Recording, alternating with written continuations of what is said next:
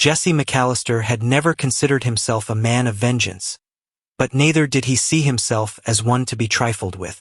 His hands, rough and cracked from decades of labor, bore the story of a life tethered to the soil. His farm, 300 acres of deep, fertile land, had belonged to the McAllisters for 4 generations. Stretching out across the hills just east of Hampton Ridge, the land was more than property. It was legacy. It was memory. It was identity. Every fence post, every trail through the orchard, every weathered barn beam whispered stories of those who came before him. That earth had been plowed by his great-grandfather's mule-drawn rig, nourished by his grandfather's sweat, and defended fiercely by his father in court battles long past. To Jesse, the land was family. 3 years ago, Jesse made the hard choice to step away. His father, suffering the slow, cruel erosion of late-stage Parkinson's, needed full-time care. The farm, by then mechanized and on solid footing, could survive under the temporary stewardship of a local manager. Jesse's father couldn't, so he moved in with him across the state, shelving his routines, his rituals, and his plans for expansion. The land would wait. That much he believed with certainty. When his father passed away quietly in the early spring, Jesse grieved in private. He had no siblings, no surviving aunts or uncles, and no need for condolences from people who knew him only as the quiet farmer. Once the burial was done and the papers signed, Jesse packed up his truck, loaded his dog, Scout, into the cab, and headed back to Hampton Ridge, aching to stand again on his family's land. But what greeted him wasn't open fields or sun-kissed meadows. It was steel, concrete, glass, commerce. Jesse braked slowly at the hilltop turnoff where the McAllister property began, or should have begun. Instead of pastures and tractor ruts, he found manicured parking lots, LED lit signs, and a massive shopping mall complex sprawling arrogantly across the very center of what had once been his farm. The main entrance gleamed with metallic letters spelling the promenade at Hampton Ridge. Cars lined the fresh asphalt. Neon lights from trendy retail stores pulsed against the early dusk sky. Jesse blinked, not in disbelief, but in calculation. His eyes scanned every inch: construction signs, security guards, even the landscaping. It was real. All of it. Where rows of soybeans once stood was now a coffee shop and an Apple store. He didn't scream. He didn't curse. He parked his truck at the far corner of the lot, just beneath the shadow of what looked like a high-end fitness center. Scout let out a soft growl, sensing his master's tension. Jesse rubbed the shepherd's head absent-mindedly, not speaking a word. He stepped out and walked into the mall. Inside, the cool air buzzed with conversations and piped-in music. Shoppers bustled past him, oblivious to the man in worn boots and a faded flannel shirt who stood still, taking it all in. Jesse wandered from one end of the complex to the other. Boutique stores, franchised eateries, a rooftop terrace restaurant with a wine bar. Everything screamed money. Money poured into something massive, something polished. Something built by people who never touched soil without gloves. Near the east wing, Jesse finally saw a face he recognized, though he would have rather not. Bryce Langford, the newly elected president of the local homeowners association, stood talking animatedly with a couple of suited investors outside a leasing office. Bryce was younger than Jesse by about 15 years, though he carried himself with the swagger of a king and the entitlement of someone who had never been told no. Tall, lean, and always impeccably dressed, Bryce was the face of Hampton Ridge's so-called progress. He saw Jesse before Jesse even approached and raised his eyebrows with theatrical surprise. "Well, I'll be," Bryce said, breaking away from the suits. "If it isn't Jesse McAllister. Thought you'd vanished off the map." "I didn't vanish," Jesse replied calmly. "I came back to see my land." Bryce laughed, not kindly. "Your land?" "Jesse, my friend, this here's the promenade. A $12 million investment in the future of Hampton Ridge. The land was acquired fair and square. Eminent domain, sealed and approved." "Funny," Jesse said, tilting his head slightly. "I never signed anything. Never even got a notice." Bryce clucked his tongue. "Ah, well, that happens when things move fast. The county expedited the paperwork. There was a public notice period, a couple hearings. You weren't around, Jesse. People assumed the land had been abandoned. It wasn't. Yeah, but it looked like it. Overgrown fields, no livestock, no harvests. It sat idle. And under state law, idle land can be reclaimed for public benefit. Then sold to a development firm. All legal. Public benefit? Jesse repeated, eyes narrowing. This isn't a highway or a school. It's a mall. Sure, Bryce said, spreading his arms like a preacher at the altar. But think about the jobs. The revenue. The upgraded tax base. You can't stop progress, Jesse. The town's changing. It's not dirt roads and plowshares anymore. Jesse stared at him for a long moment, his expression unreadable. I'll see you around, Bryce. He turned and walked away, not in defeat, but with deliberate purpose. He knew this wasn't over. Not even close. Back in his truck, Jesse let out a long breath. Scout rested his head on the console. They built it, Jesse muttered, starting the engine. They really built it. For the next few weeks, Jesse kept a low profile. He didn't storm any offices or shout at any city council meetings. Instead, he went home. The farmhouse still stood, though the front acre now bordered a back road leading to the mall's supply docks. Jesse cleaned it up, got the power restored, and reoccupied it like an old soldier reclaiming his outpost. Then he started digging figuratively and literally. First, he went through every file, deed, and document his father had ever saved. They were meticulous people, the McAllisters. Jesse found the original land grant, copies of every tax receipt for decades, and the crown jewel, a signed and notarized document placing a conservation easement on the entire property. His father had filed it the year Jesse left, a legal move to preserve the land in perpetuity for agricultural use only. That document alone rendered any future development illegal. Jesse smiled as he held it. They thought the land was unprotected. They were wrong. Next, Jesse called Marie. Marie was his cousin, sharp, detail-obsessed, and working in title research for a regional firm. When he explained what had happened, she didn't express outrage. She simply said, "Bring the records. I'll bring the coffee." Over the next few days, the two of them pored through county files, subpoenaed title transfers, and dissected public land sale notices. What they found made Jesse's blood run cold. The land had indeed been sold, but under forged documents. Someone had faked Jesse's signature on a waiver of rights. The notary listed on the forms had died 2 years before the paperwork was supposedly signed. The HOA had filed a condemnation claim with the county, citing non-use and abandonment. But that too was riddled with contradictions. Jesse had paid property taxes every year, even during his absence. There were no formal notifications, no hearings he could have attended. Everything had been steamrolled through by a fast-tracked process pushed aggressively by the HOA and a development firm called Coral Edge Holdings. "They knew you were gone," Marie said grimly. "They thought it would be easy, clean. They probably never imagined you'd come back." Jesse nodded. "Well, I did." The final piece of his team came in the form of Rick, a small-town journalist who had once been sued by the HOA for exposing their financial misconduct. Jesse had read Rick's pieces years ago and admired his work. He brought Rick everything, the documents, the easement, the forged transfers. Rick's eyes lit up as he took it all in. "You're sitting on a bombshell," Rick said. "This could blow half the town's leadership into court." "Good," Jesse said. "Then it's time to light the fuse." While Marie pulled deeper title chains and Rick started his quiet investigation, Jesse sought out Lyle. He was a name whispered in legal circles, part lawyer, part ghost. A legal scholar who'd quit big law to work from a cabin upstate. Lyle only took cases he found interesting. Jesse arrived with a folder, a bottle of bourbon, and a simple line. "They stole my land and built a mall. I want it back." An hour later, Lyle agreed. What Jesse now had was more than a team. It was a war council.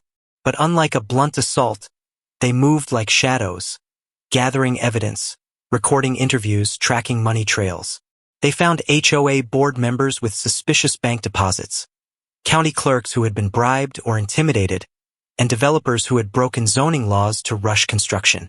Every revelation made Jesse's case stronger. But he didn't strike yet. Instead, he visited the mall again, stood inside it, watched families buy overpriced cupcakes and teenagers scroll TikTok by the fountains. Bryce saw him one afternoon, flashed a grin, and walked away with a swagger.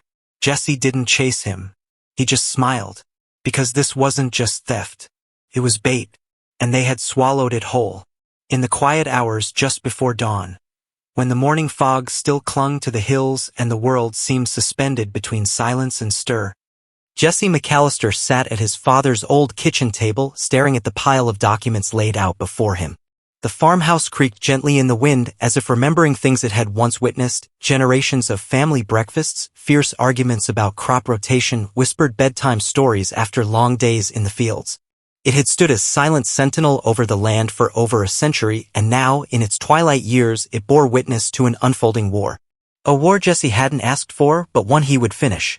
The illegal mall built on Jesse's land, the land his family had held for generations, was not just a monument to arrogance, but a complex symbol of deeper rot, corruption, entitlement, and greed.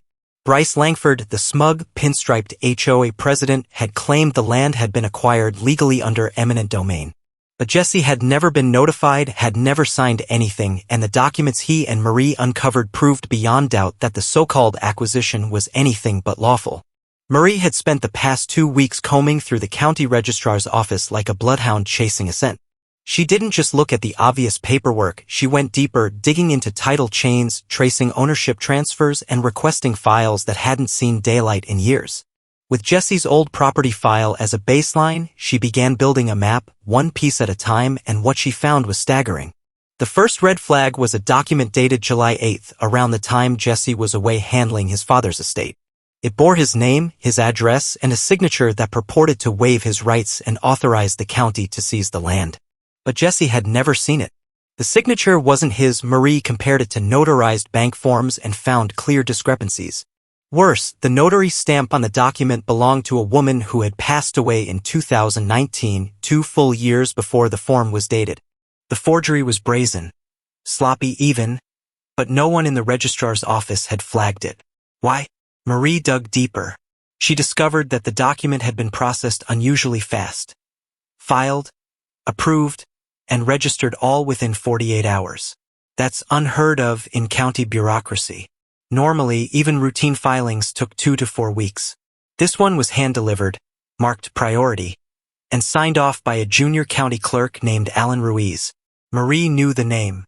Ruiz had a reputation around the courthouse for being flexible. The kind of guy who didn't ask questions if you offered him answers with a $100 smile. Marie pulled his public salary records, and while his income sat squarely in the lower middle range, his financial disclosures told another story. In the past year alone, Ruiz had purchased a new pickup truck, refinanced his mortgage early, and taken a vacation to Cancun. None of it made sense on his pay grade. Jesse didn't need to hear more. It was the first crack in the wall. With Marie chasing the paperwork, Jesse turned to Rick, his ally in the court of public opinion. Rick had been fired from the Hampton Herald 3 years ago after publishing an exposé on the HOA's financial mismanagement. It had named names, exposed kickbacks, and accused the HOA board, Bryce in particular, of laundering association dues into phantom consulting fees. The Herald had bowed to pressure, fired Rick, and published a public apology. But Rick hadn't gone away. He started his own digital publication, The Ridge Record, and slowly built a loyal following of people tired of the HOA's shadow games. When Jesse showed Rick the forged deed and conservation easement, Rick's expression turned from disbelief to something resembling glee. "You've got them cold," Rick said. "I mean, this is the kind of thing people get indicted over. If we can connect the dots publicly, we won't just have a scandal, we'll have a collapse." They mapped out a plan. Rick would quietly begin contacting former HOA members, employees of the development firm, and local bureaucrats.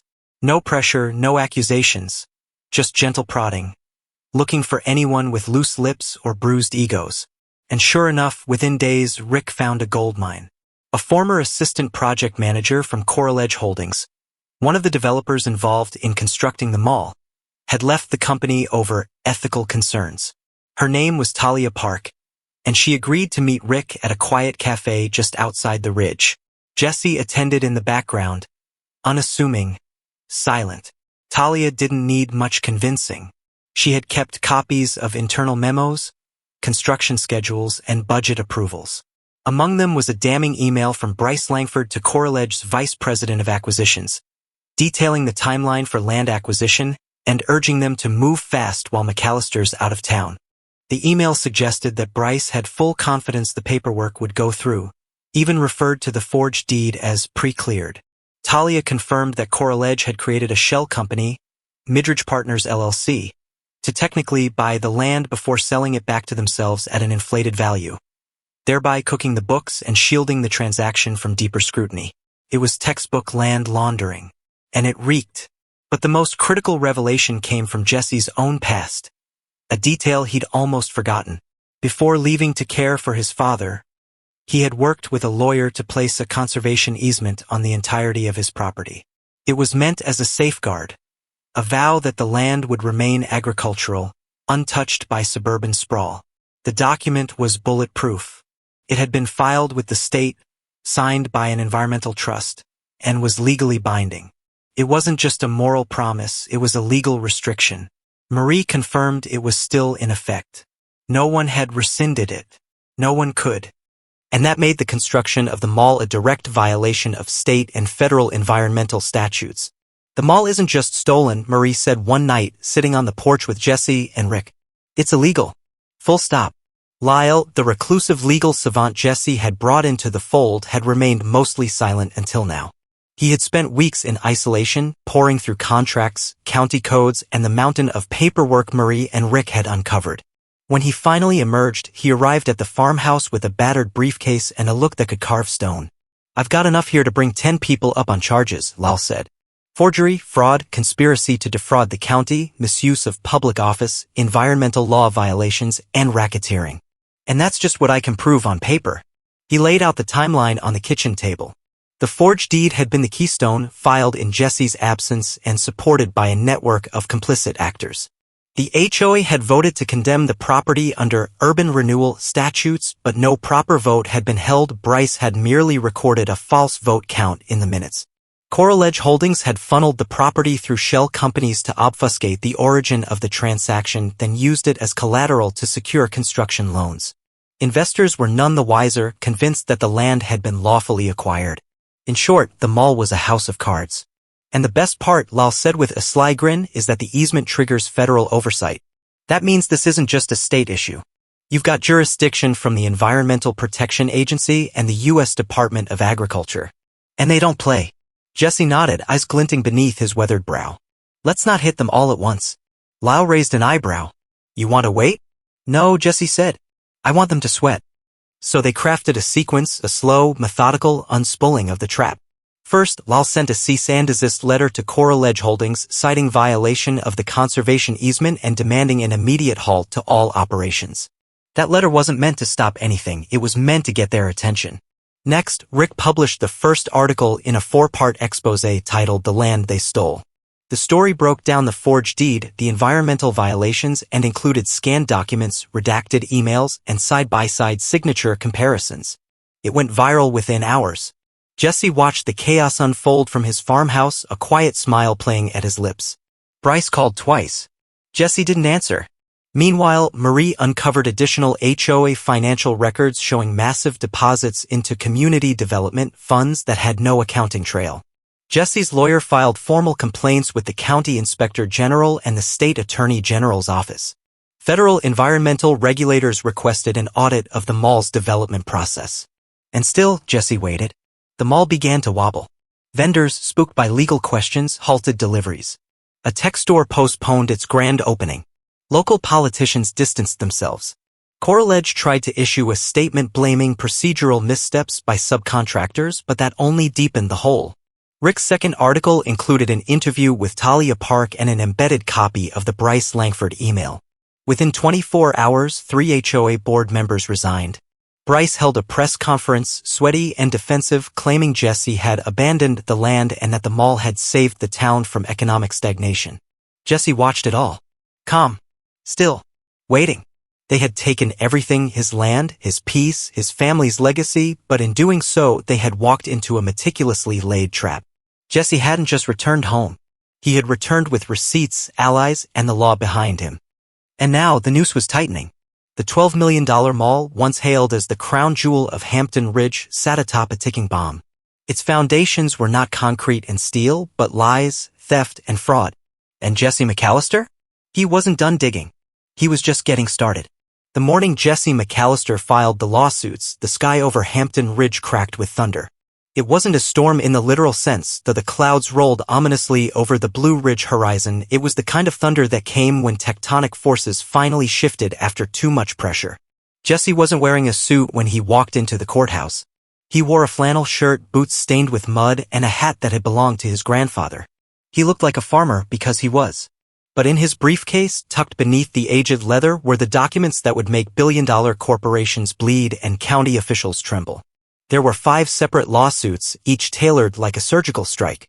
The first, a civil claim against the HOA, named Bryce Langford and every remaining board member in a class-action fraud and conspiracy suit.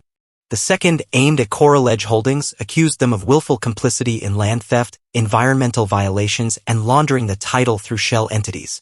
The third lawsuit named Midridge Partners LLC, the shell company used to purchase the land, accusing it of racketeering under both state and federal statutes. The fourth suit was aimed squarely at the county itself for processing a fraudulent deed and ignoring the conservation easement, naming several county employees, including Alan Ruiz, as complicit in the fraud. And the fifth, perhaps the most vicious, was directed at the notary estate, posthumously challenging the validity of every document that bore her falsified stamp. But Jesse didn't stop with lawsuits.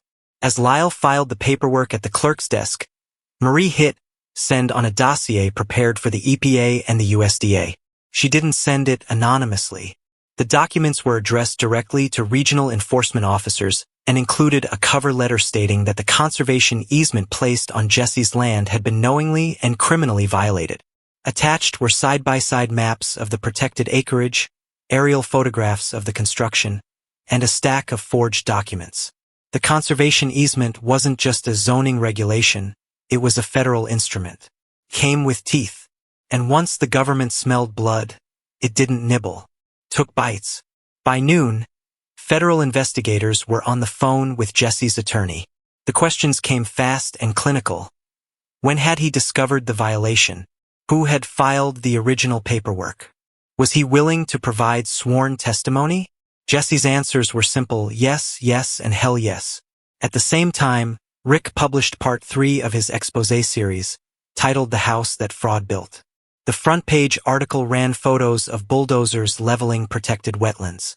It included the forged notary stamp, the now-famous email from Bryce Langford referencing pre-cleared land deals, and a breakdown of how Midridge Partners had funneled the property through multiple shell firms before selling it back to Coral Edge for a massively inflated price.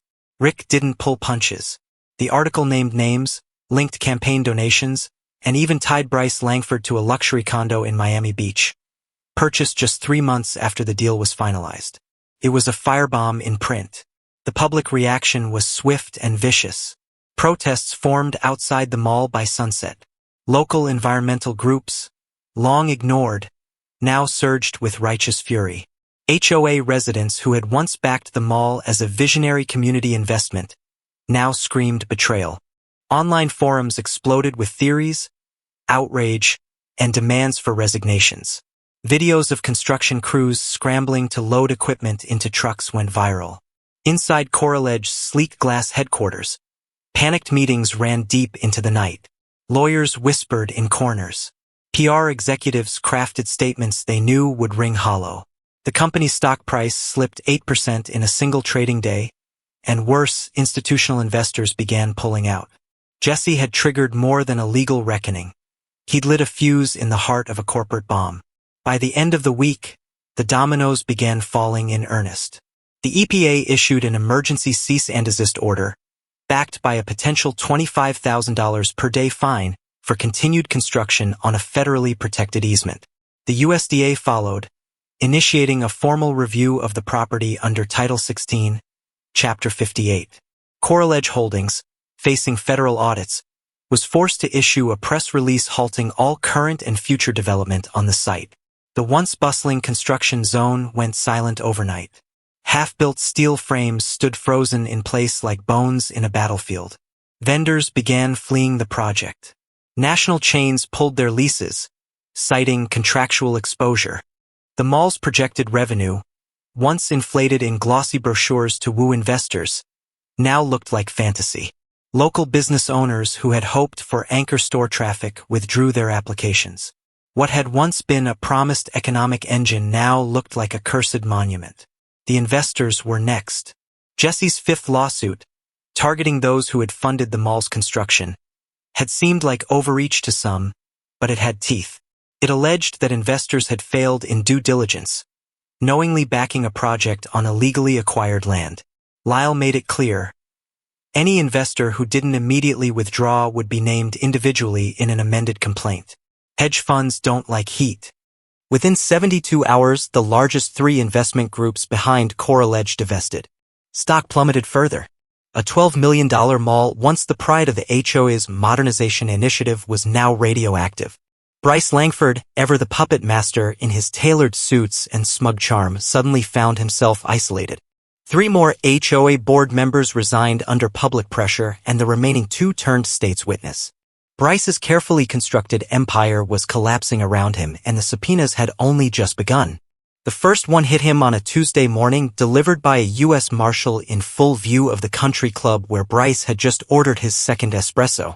By Wednesday, his accounts were frozen. By Thursday, Rick's next article revealed the depth of Bryce's personal involvement, including wire transfers from Coral-Edge to a consulting firm registered under Bryce's cousin's name in Nevada.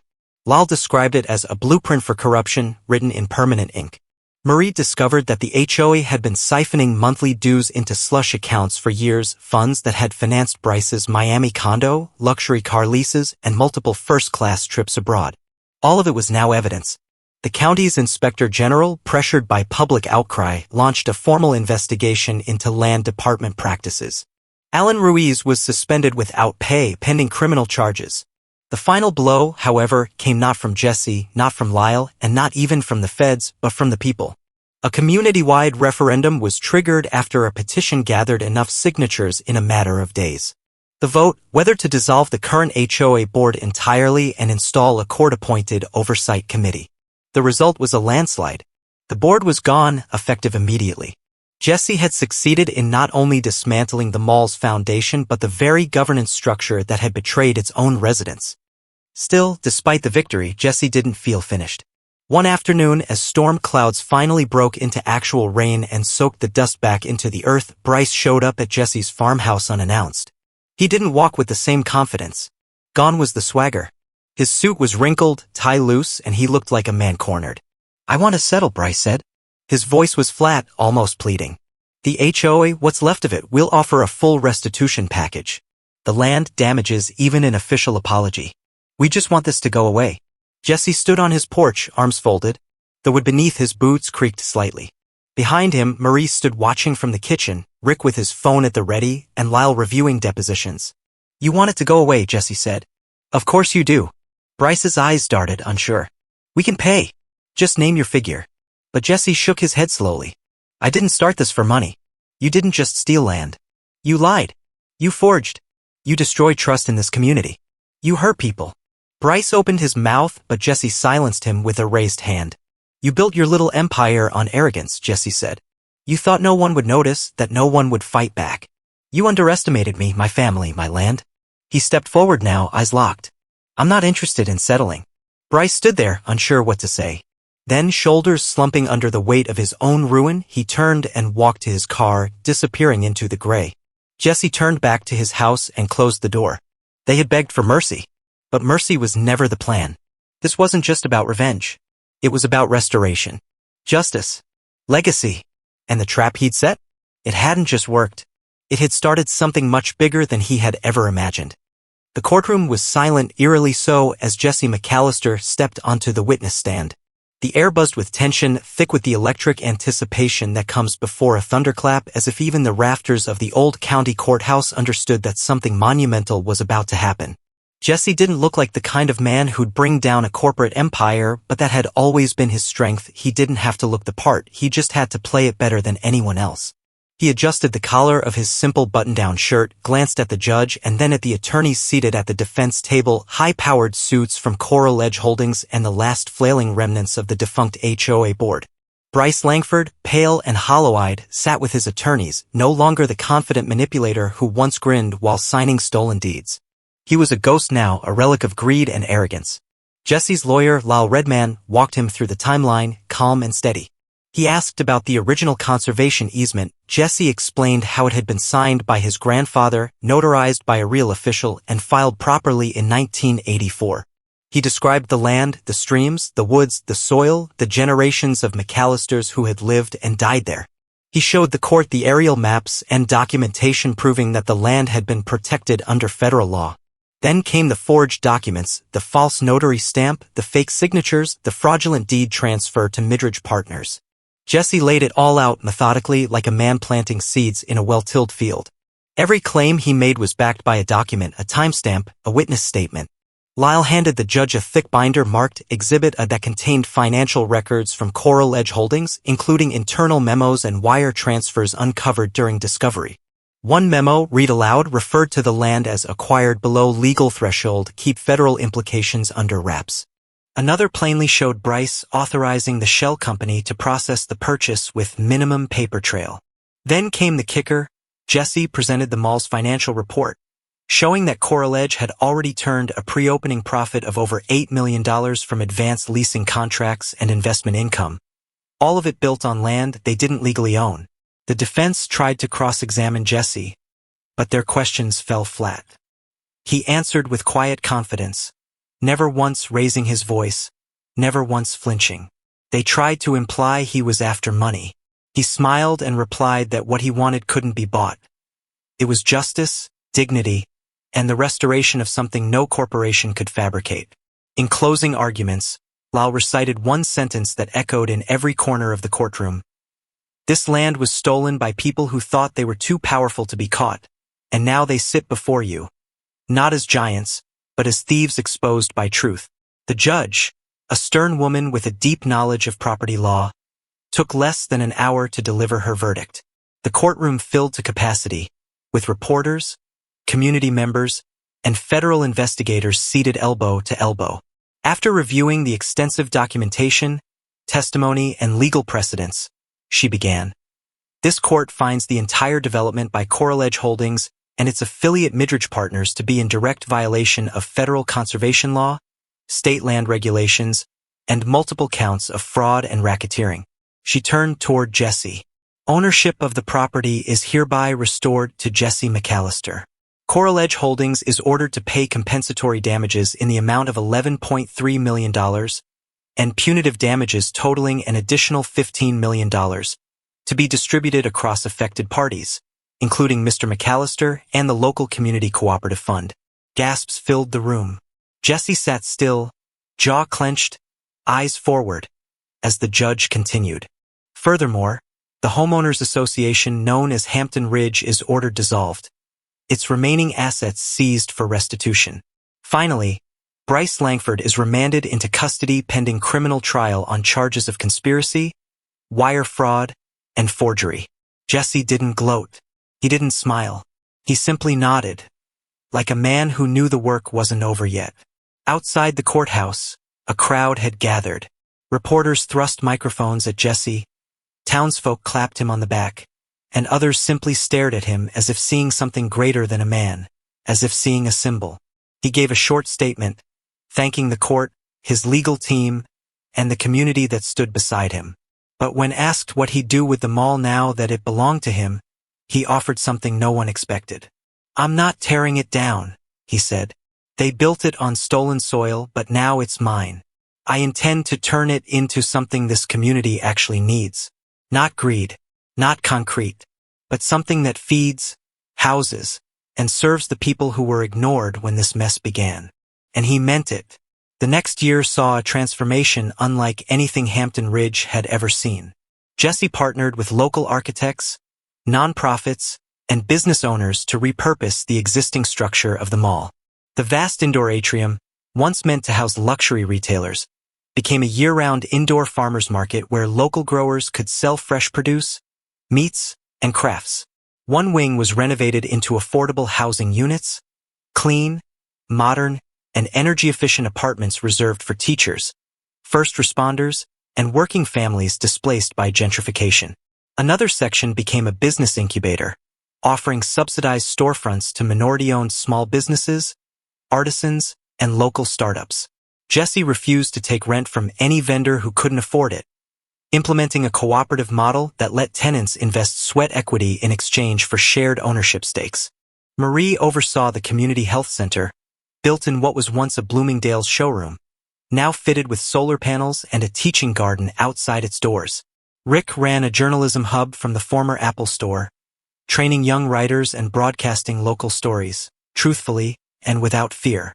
Lyle provided free legal clinics every Saturday in what used to be a designer suit outlet, helping residents file small claims, contest unjust evictions, and understand their rights. The entire complex was renamed the Roots Commons, a nod to the land's deep heritage and Jesse's commitment to grounding progress in community, not corporate greed. Tourists came from other towns to see what had been done with what was once a scandalous ruin. News outlets picked up the story. Jesse was invited to speak at town hall conferences, legal symposiums, even a congressional hearing on land use reform. He turned most of them down. His heart was still with the land, the ridges and creeks that had raised him. As for Bryce Langford, he was sentenced to 12 years in federal prison.